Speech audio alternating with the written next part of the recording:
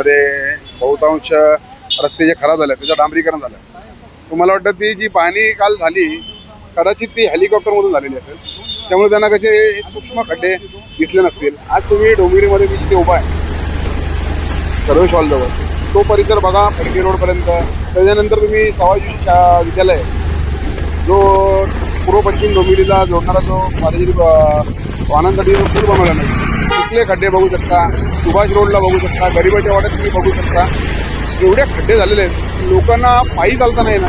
वाहनं तर राहू द्या, वाहन चालक रिक्षा चालक तर एकदम हैराण झालेले आहेत. मला सांगा, निवडणुकीपूर्वी 400-500 कोटीचा निधी आणल्याचे मोठमोठे बॅनर लावले होते, उद्घाटना झाली होती. तो निधी कुठे गेला? आज किती वर्ष लोकांनी सहन करायची. डोंबिवलीकरांची पण सहनशीलता एक कळस त्यांनी घातलेला आहे की या एवढ्या खड्ड्याच्या रस्त्यांमधून ते प्रवास करतात तर त्यांच्या तोंडून शब्द नाही निघत. आज एखाद्या मंडळाची गणेशाची मूर्ती घेऊन जाताना एखादा अपघात घडला, मूर्ती भंग पावली तर त्या मंडळावर गुन्हे दाखल केले जातात. पण ज्या खड्ड्यांमुळे त्या मूर्तीला इजा होऊ शकते, भंग पावू शकते आणि त्याला कारणीभूत असलेल्या अधिकाऱ्यांवरती का गुन्हे दाखल केले जात नाही? आम्ही महापालिकेला 2 वेळा याचा अल्टिमेटम दिलेला आहे.